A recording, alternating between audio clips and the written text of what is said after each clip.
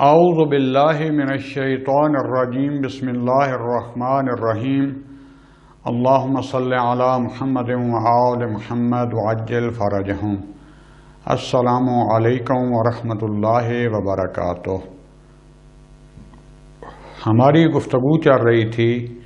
اسلامی معارف کورس کی آخری اور 7ویں کتاب معاد کی شناخت، اور اس میں ہم نے جو پہلے بحث کی تھی وہ تھی تجسم اعمال، کہ ہمارا ہر ایک عمل، ہمارا کردار، ہماری نیت، ہمارے روحیات، ہمارا تفکر، یہ ایک چیز مجسم شکل میں بن کر سامنے آئے گی۔ اسی سے ہمارا وجود بنے گا کہ جس کے ذریعے ہم نے آخرت میں اپنی زندگی کو جاری رکھنا ہے اور اپنا ٹھکانہ مہیا کرنا ہے، اور یہ انہی کے ذریعے ہمیں حقائق بھی بتائے جائیں گے اور یہی ہمارے سامنے گواہ بھی ہوں گے۔ آج ہماری جو بحث ہے وہ ہے شفاعت کا تعارف۔ باقاعدہ بحث شروع کرنے سے پہلے میں یہ عرض کرتا چلوں کہ ہماری یہ ساری گفتگو جو تھی وہ ایک اسی اسلامی معارف کورس کی کتابوں کے مطابق تھی۔ تھوڑا بہت اس میں حذف و اضافہ وہ اپنی طرف سے کیا گیا، اور اس کا ہدف اور مقصد یہ تھا کہ ایک انسان تھوڑا سا پڑھا لکھا جو چاہتا ہے کہ مجھے دین اسلام کا تعارف ہونا چاہیے، مجھے شیعہ مذہب کا تعارف ہونا چاہیے، اور آج کے دور کے مطابق کہ جس میں کوئی شبہات ہیں، مثلا عقلی طور پر میرے لیے یہ دین اسلام، اس کے معارف، اس کے حقائق، اس کے عقائد میرے لیے واضح ہونے چاہیے۔ لہذا ہم نے ابتدا سے معرفت کی شناخت سے لے کر انسان اور جہان کی شناخت، اور اس کے بعد خدا اور اس کے حجت خدا کی شناخت، اور پھر اسلام کی شناخت اور شیعہ مذہب کی شناخت، اس کا تعارف کرایا۔ اور زیادہ ہماری جو بحث تھی اس میں عقلی حوالے سے تھی کہ آج کے دور میں کیونکہ میڈیا ہر جگہ پہ سوشل میڈیا موجود ہے، واٹس ایپ، فیس بک، یوٹیوب، اور اتنے ایپس بن چکے ہیں کہ جو شاید میرے اندازے سے بھی باہر ہوں، اور یہاں سوالات مختلف اٹھتے ہیں۔ لہٰذا بنیادی طور پر ایک انسان کو، ایک مسلمان کو اسلام کا تعارف اور اس کے حقائق کا ابتدائی علم ہونا چاہیے کہ اول سے لے کر آخر تک اسلام کیا کہتا ہے۔ لہٰذا ہم نے کوشش کی کہ، اور اس کتاب کے مطابق بھی، کہ عقلی طور پر انسان کے لیے واضح کیا جائے تاکہ انسان کو ان حقائق کی معرفت حاصل ہو جائے، اور اس میں ساتھ جہاں پر ضروری ہوا کچھ آیات اور روایات و احادیث وہ آپ کی خدمت میں پیش کی، تاکہ قرآن و حدیث کا بھی ساتھ ساتھ وہ علم رہے کہ قرآن اور حدیث کیا کہتے ہیں۔ لیکن ہماری اصلی بحث جو تھی وہ بنیادی طور پر عقلی بحث تھی کہ عقل کے مطابق دین اسلام اور اس کے حقائق و معارف اور عقائد کو ثابت کیا جائے۔ جو باقاعدہ کلامی بحث ہے اور جس کو مبنا قرار دیا جائے گا قرآن و حدیث کو، انشاءاللہ یہ کتاب کل شاید آخری درس ہوگا، اور اس کے بعد اسی کے تتمہ کے لیے قیامت کو تھوڑا سا، اور قیامت کے اور قبر کے اور برزخ کے حالات کو کھول کر تھوڑا بیان کیا ہے علامہ عبدالحسین دستغیب شیرازی، جن کی گناہان کبیرہ کتاب ہے، اور بھی بہت سی ان کی کتابیں ہیں۔ انتہائی عالم اخلاق اور عارف قسم کے انسان تھے، تو انہوں نے جو تحریر کی ہے، جو بحثیں پہلے ہو چکی ہیں ان کا تو تکرار نہیں ہوگا، اور جو تھوڑی سی تفصیل انہوں نے بیان کی ہے حقائق کے مطابق، قرآن و حدیث کے مطابق،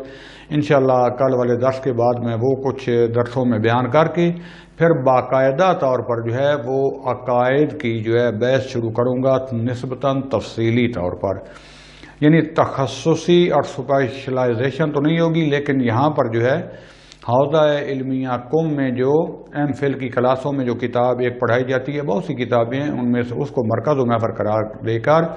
کلن جو کلامی ابحاث ہیں، جس میں تھوڑی بہت شیعہ اور سنی بھی مناظرہ نہیں، مثلا امامت کی بحث، مثلا خدا کی توحید کی بحث، مثلا عدل کی بحث، اور اس طریقے سے جو نظریات ہیں اور وہ حقیقت کیا ہے اس کو مبنا قرآن اور حدیث قرار دیا جائے گا، اور اس سے نسبتاً تفصیلی عقائد جو ہیں انشاءاللہ آپ کی خدمت میں عرض کروں گا۔ اس کے ساتھ جیسے انشاءاللہ ٹائم ملتا ہے پھر کلام، فلسفہ اور عرفان کا تعارف، یہ دوستان سے وعدہ تھا کہ ساتھ ساتھ میں بھی انشاءاللہ یہ شروع کروں گا۔ تو لہٰذا یہ جو ہماری بحث ہے یہ فقط تعارف کی حد تک ہے، کہ جیسے کہتے ہیں نا کہ کسی شہر کے بارے میں پوچھنا ہو تو بتا دیا جاتا ہے یہاں سے اتنے کلومیٹر دور ہے، اتنا اس کا حدود عرب ہے، اتنی اس کی آبادی ہے، یہ چیز وہاں پر پائی جاتی ہے، یہ سکہ وہاں پر رہا جائے، یہ موسم اس کا وہاں پر ہی ہے۔ آپ کو جانا ہو تو فلاں روڈ سے یا فلاں بس کے ذریعے یا ٹرین کے ذریعے فلاں طریقے سے آپ کو جانا پڑے گا، کلی سا جیسے ہوتا ہے تعارف ہو جائے تاکہ وہ بندہ جو ہے اس شہر تک پہنچ سکے۔ ہمارا بھی ہدف اور مقصد اس میں یہ تھا کہ کلی طور پر اسلامی معارف کا، دینی معارف کا ایک تعارف ہو جائے عقلی طور پر، اور ساتھ ساتھ کچھ جو ہے اس کے تائید کے طور پر جو ہے قرآن اور حدیث سے بھی حوالہ جات پیش کر دیے جائیں، اس کی تائید پیش کر دی جائے، تاکہ ایک عام انسان جس کے پاس زیادہ ٹائم نہیں ہے، جیسے آج کل ہماری یونیورسٹی کے نوجوان ہیں، ڈاکٹر ہیں، انجینئر، کوئی بھی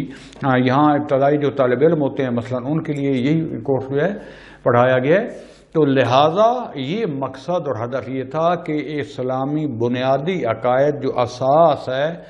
اس کا جو ہے تعارف کرا دیا جائے۔ لہذا یہاں پر بھی فعلاً شفاعت کی بحث تفصیل سے نہیں ہوگی، تفصیل سے بحث انشاءاللہ جو ہے باقی پہلے بھی کوئی دوست عرض کر چکے ہیں، مثلا عصمت کی بحث ہے اور کچھ اور بحثیں ہیں، وہ انشاءاللہ اس عقائد کی بحث میں جو ہے یہ کچھ درسوں کے بعد میں باقاعدہ وہاں پر بیان کروں گا۔ یہاں فقط شفاعت کا تعارف ہوگا۔ تو شفاعت کی بحث شروع کرنے میں جو مقدمہ آپ کے سامنے عرض کرنا چاہوں گا وہ یہ ہے کہ جو پہلے بھی میں کئی دفعہ تکرار کر چکا ہوں کہ جب انسان اس دنیا سے عالم آخرت کی طرف جائے گا تو پہلے جو ہے عالم برزخ ہے کہ جس کی صفات بیان کی تھی کہ اس میں انسان کا ایک حد تک رابطہ جو ہے وہ دنیا سے بھی ہوتا ہے اور آخرت کی طرف بھی، اور مومنین کو کم از کم ٹائم دیا جاتا ہے کہ مزید وہ جو ہے آخرت کی طرف اپنا سفر جاری رکھیں اور اپنے مراتب کو ان اعمال کی بنیاد پر کہ جو اس نے دنیا میں اپنے اعمال جو ہیں جو اس نے انجام دیے تھے اور اس سطح پر پہنچ گیا کہ خدا بند عالم اس کو مزید موقع دے گا کہ وہ اپنی کمی بیشی پوری کر دے، یا اس کی اولاد یا اس کے ایسے اچھے دوستان، یا جو اس نے کوئی صدقہ جاریہ کیا ہوا ہے کہ جو اس کے اعمال نامے میں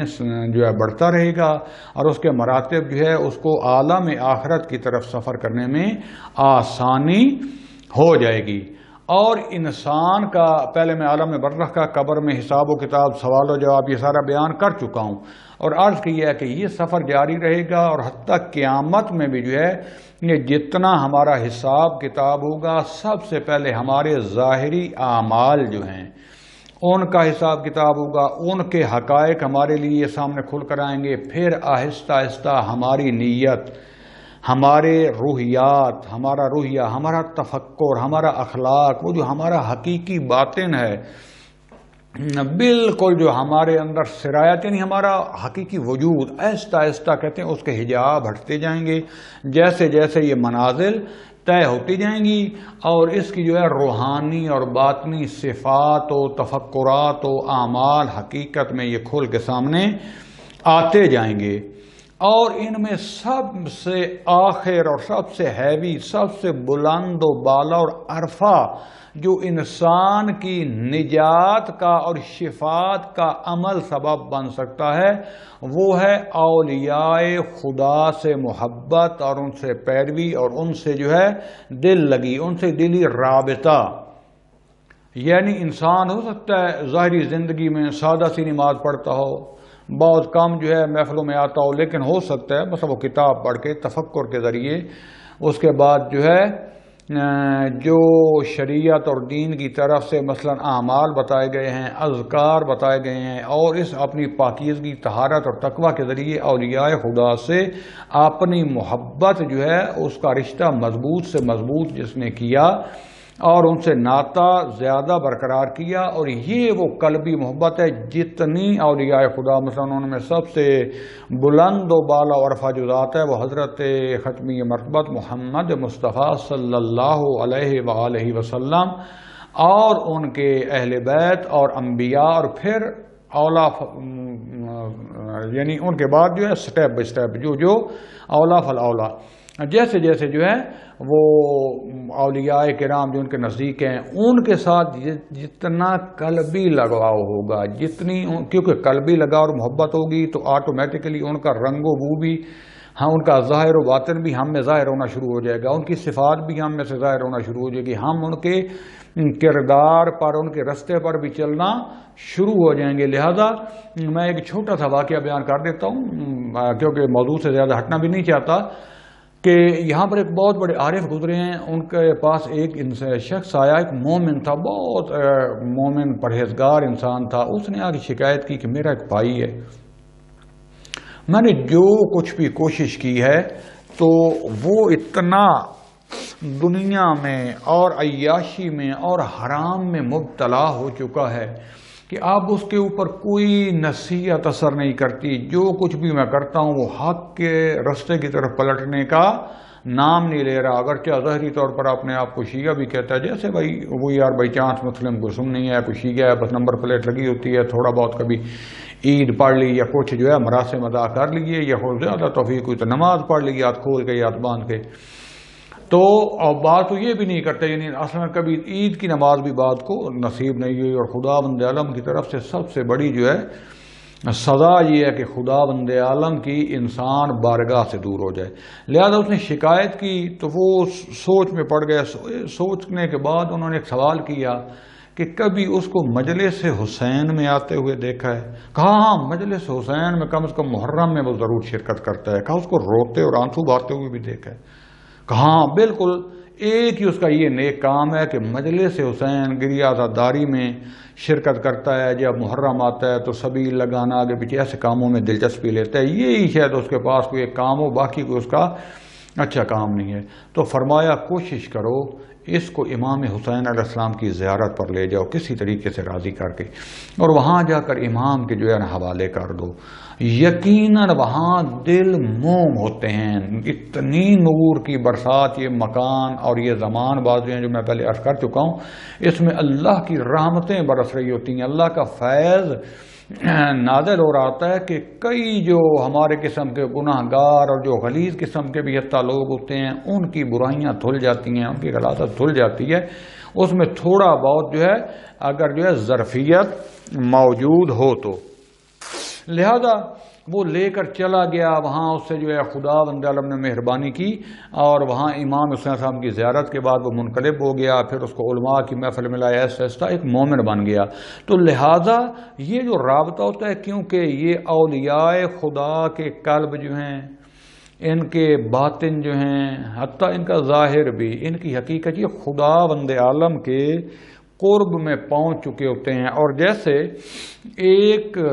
مقناطیس لوہے کو جو ہے نا کھینچ لیتا ہے نا، حتیٰ مٹی میں بھی لوہے کے ذرات پڑے ہوئے ہوں تو ان کو جذب کر لیتا ہے، کھینچ لیتا ہے، اسی طریقے سے جو ہے اولیاء خدا اور حجت خدا جو ہیں ان کے قلب خدا بند عالم کی رحمت کا سرچشمہ ہوتے ہیں۔ خدا بند عالم نے ان کو، کیونکہ یہ اتنے اپنے آپ کو خدائی رنگ میں ڈھال چکے ہوتے ہیں، قرب خدا بندی میں اپنے آپ کو فنا کر چکے ہوتے ہیں، فنا فی اللہ کی منزل پر پہنچ چکے ہوتے ہیں کہ جو بھی اپنے دل کا رابطہ ان سے برقرار کرتا ہے آٹومیٹکلی جو ہے وہ اپنے اس کو گناہ گار شخص کو بھی اپنی طرف کھینچنا شروع کر دیتے ہیں، اور آہستہ آہستہ اس کے گناہ توپتے صاف ہوتے ہوئے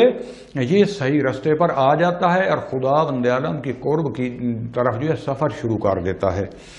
لہذا یہ اگر کسی نے آج بھی جو یہاں علماء اور عرفات سنا ہے یا جو روایات میں سنا ہے، دیکھیں میں آپ کو ایک جو ہے نشانی بتا دیتا ہوں کہ کتنا خدا سے قریب ہیں یا کتنا آپ کے پاس موقع ہے خدا کی طرف آنے کا۔ دیکھیں دل آپ کا کتنا نرم ہے، یا پتھر کی طرح سخت تو نہیں ہو چکا۔ واقعاً کسی غریب پر رحم آتا ہے، کوئی برائی دیکھو تو کبھی اس سے کوئی نفرت پیدا ہوتی ہے، آیا محمد والے محمد کے غم میں اس سے چشمے پھوٹتے ہیں، آنسو جاری ہوتے ہیں، تو یقین سمجھیں کہ اس میں بھی ظرفیت موجود ہے۔ خوف خدا کی وجہ سے، خدا کے خوف کی وجہ سے کبھی آنسو نکلا ہے، کبھی اس کو جو ہے جھٹکا لگا ہے تو پھر اس کو چاہیے کہ تھوڑا سا اپنے اوپر محنت کرے، یہ جلدی آ سکتا ہے۔ اور جن کے قاسی ہو چکے ہیں، قلوب پتھر دل جو ہو چکے ہیں، ان میں بھی بہرحال کوشش کریں، یہ دل جو ہے یہ لوگ اگر محنت کریں تو اثر ہو سکتا ہے، ابھی ٹائم ہے، اس طرف جو ہے آنا شروع کر دیں۔ لہذا یہ جو مومنین ہوں گے، میں اصل بحث کی طرف آؤں، جو مومنین گناہ کار، ایک تو وہ مومن ہوں گے نا کہ جنہوں نے اسی دنیا میں اپنے آپ کو اتنا بلند کیا کہ عالم مادہ اور عالم طبیعت سے پرواز کرتے ہوئے عالم برزخ کی طرف پہلے نکل گئے، یہ تیار تھے بالکل، ملائکہ ان کو لے گیا، وہ پہلے سیر کر چکے تھے یا ایک ہاتھ تک حالات معلوم کر چکے تھے، اور عالم برزخ کے بعد بھی ان کا سیر جاری ہے، اور اس سے پہلے کہ پکڑ کر لے جائیں یوم محشر میں، یہ اپنے آپ کو از لحاظ وجودی وہاں تک پہنچا لیتے ہیں، اس کے لیے بالکل تیار کر لیتے ہیں۔ تو یہ تو انشاءاللہ ایسے صاف طریقے سے چلتے جائیں گے، لیکن کوئی مشکل نہیں ہے۔ مسئلہ زیادہ بنے گا جو گناہ گار مومن ہیں، جو مومن بھی ہیں، اہل بیت یا اولیاء کرام کی محبت بھی رکھتے ہیں، یعنی دلی محبت رکھتے ہیں، نہ فقط نمبر پلیٹ، یعنی دلی محبت رکھتے ہیں لیکن اس کے باوجود خطا کر جاتے ہیں، خدا نخواستہ کو ظلم کر بیٹھتے ہیں اپنے نفس کے اوپر۔ جیسے ہوتا ہے نماز جو ہے بل وقت نہیں ہم پڑھ پاتے تو نماز میں دیر کر دی، کبھی اللہ نہ کیا صبح سوتا رہا تو قضا ہو گئی، اگر کہ ہم قضا پڑھ لیتے ہیں لیکن وہ جو اصل نماز اور مقام تھا وہ تو خدا کی ہم نے جو ہے معصیت کی ہے نا۔ اور اس طرح کے ہزاروں،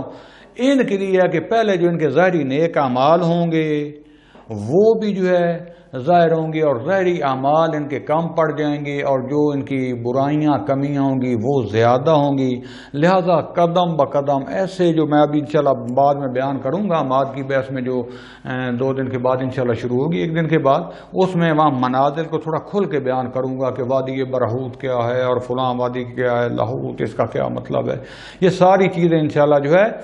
منازل کو جو ہے بیان کروں گا کہ وہاں سخت ترین مراحل ہیں۔ خدا جانتا ہے کہ یہاں نہ ماں نہ باپ نہ کوئی انسان پریشان ہوگا، حالت شرمندگی اور یاس میں کبھی تاریکیوں کا غلبہ ہوگا، کبھی آتش جو ہے قریب ہو جائے گی، اس کی سوزش ہوگی، کبھی نا امیدی آئے گی، کبھی بددلی، کبھی خوف، اور آہستہ آہستہ بہرحال جو ہے یہ جار ہوگا کہ جیسے جیسے اس کے جو ہے وجود کے، اس کے باطن کے حقائق اور اعمال کھلتے جائیں گے، اتنا جو ہے اس کے سامنے یہ سارے حقائق اور مصیبتیں اور آسانیاں آتی جائیں گی کہ حتیٰ یکدم اس کے لیے جب یہ مایوس ہو چکا ہوگا تو یہ جب اس کا حقیقی باطن کھلے گا، جتنی زیادہ اس کو محبت تھی اولیاء خدا سے، محمد وآل محمد سے، اتنا پھر یہ جلوہ کریں گے، لیکن یہ عالم آخرت کے جتنا بھی اس کا وجود ہے، اگر وجود یہاں نہایت کمزور ہے تو دھکے کھاتا رہے گا۔ عالم بیان کروں گا، عالم آخرت میں اینڈ میں ہر مومن تو حتماً جنت میں جائے گا، یہ ان کا وعدہ ہے، لیکن وہاں تک پہنچتے پہنچتے جو ہے بالآخر یہ جو ظہور ہوگا ائمہ کی محبت کا، ولایت کا، پھر یہ ہر برائی شر مصیبت کو دور کر کے نورانیت کا رتبہ اور جنت کی طرف رستے صاف کر دے گا۔ لہذا بھی دیکھیں کہ کس قدر ہماری محبت ہے، ہمارا قرب ہے اولیاء کرام کے ساتھ، چاہے وہ محمد والے محمد ہوں، چاہے ان کے رستے پر چلنے والے، چاہے آج کے دور میں کوئی ولی خدا موجود ہے، کوئی اس سطح کا عالم و عارف ولی ہے کہ جس میں واقعاً جس نے محمد والے محمد کے رستے پر ایک حد تک پہنچا چکا ہے، لہذا ان کی محبت حاصل کریں، ان کی قربت حاصل کریں، علماء جو بعمل ہیں ان کی محفل میں جایا کریں، یہاں تک حتیٰ ایک آنسو جو خدا بند عالم کے خوف سے آپ روتے ہیں، یا محمد والے محمد مخصوصاً امام حسین علیہ السلام کی مجلس میں، یا محمد مصطفیٰ صلی اللہ علیہ وسلم کی بیٹی اور ان کی اولاد کے غم میں، یا ایک قدم جو مسجد کی طرف، زیارت کی طرف، خانہ خدا کی طرف چل کے جاتے ہیں، آتش جہنم کو یہ چیزیں خاموش کر دیں گی، کیونکہ اس وقت تک یہ آنسو آ ہی نہیں سکتا خدا کے لیے یا محمد والے محمد کے لیے جب تک دل میں محبت موجود نہ ہو۔ اور جتنی محبت زیادہ ہوگی، آپ نے دیکھا ہوگا مصائب میں مجالس میں بیٹھتے ہیں، بعض مومنین بیچارے بیٹھے ہوتے ہیں، فضائل پڑھ رہے ہوں تو تب بھی ان کے آنسو آ رہے ہوتے ہیں، مصائب ایسے شروع کرنے کی طرف جاتے ہیں، مقدمہ بنانے کی ضرورت نہیں رہتی، ان کی دھاڑیں نکل جاتی ہیں، زاروں قطار رو رہے ہوتے ہیں، نہ ان کو اپنے ظاہر کا خیال ہوتا ہے، نہ انہیں اپنے آس پاس کا خیال ہوتا ہے، ایک لائن ملا چکے ہوتے ہیں. آپ نے بزرگوں کو، اپنی ماں بہنوں کو، بزرگ جو دنیا سے چلے گئے ہیں واقعا ان میں محبت تھی ایک، کیونکہ دنیا میں اتنا غرق نہیں ہوئے تھے بیچارے. محرم آتا تھا تو تیاری شروع کر دیتے تھے، سفر تک کالے لباس میں ملبوس رہتے تھے، خدا کا ذکر کرتے تھے، گلی گلی کوچے کوچے کیا کیا سختیاں انہوں نے برداشت کی کہ آج محمد وال محمد کا ذکر اور علم ہمارے ہاتھ میں دے کر چلے گیا. خدا بند علم ان کو کربٹ کربٹ جنت نصیب کر. جنہوں نے، ہمارے والدین نے، ہمارے بزرگوں نے یہ محمد وال محمد کی محبت کی شمع ہمارے دلوں میں جلائی، ایسی تربیت کی کہ ہر مصیبت، ہر بدبختی کے باوجود کبھی ہم محمد وال محمد کا حسینیت کا دروازہ نہیں چھوڑتے. اور مخصوصاً ابھی حالات آپ نے دیکھا، لاکھوں ہزاروں FIRs کاٹی گئیں، یزیدیت زندہ باد کے نعرے لگائے گئے، امام علی علیہ السلام سے لے کر ائمہ کے بارے میں عجیب و غریب خرافات بکی گئیں، ان کے اوپر توہین امیز جملے کسے گئے، شیعوں پر کیا کیا جو ظلم اور قتل تک گئے. لیکن حسینیت کے لیے آپ نے 40 بھی دیکھا ہوگا کہ ہماری مائیں بہنیں، ہمارے جو ہے نوجوان بچے حسرت ہوتی ہے کہ ہم کسی طریقے سے امام حسین علیہ السلام کی زیارت میں پہنچ جائیں. اور اتنی سختیاں برداشت کرنے کے باوجود اس کے شکایت نہیں کرتے، بلکہ خوشی سے آنسو آ رہے ہوتے ہیں اور لذت آ رہی ہوتی ہے ان چیزوں میں. لہذا یہ محبت جو ہے، یہ قلبی لگاؤ جو ہے، یہ آخر میں جلوہ گر ہوگا. اور مومن کا، کیونکہ عرض کیا بار بار کروں، آخری ٹھکانہ یہ تو پکی بات ہے جنت ہے، لیکن یہ جو پہلے والا سفر ہے کوئی پتہ نہیں لاکھوں سال کا ہے، کروڑوں سال کا ہے، کیونکہ وہاں کا ایک دن جو ہے 50,000 سال سے لمبا ہے.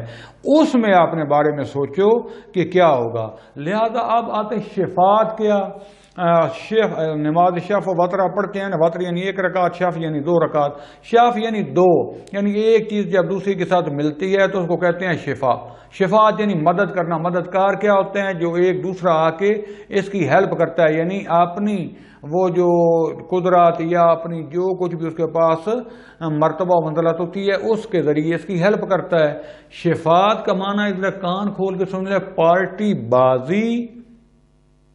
یا ناجائز سفارش نہیں ہے جیسے آج کل ہوتا ہے کہ جو کردار ہو، جو کام ہو، بس کیونکہ اس پارٹی کا جب یہ پارٹی جو ہے وہ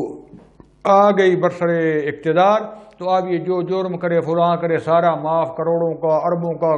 کھا گئے پیسہ، لوٹ کے غریبوں کا خون، اس کو معاف چھوڑ دیا. نہ،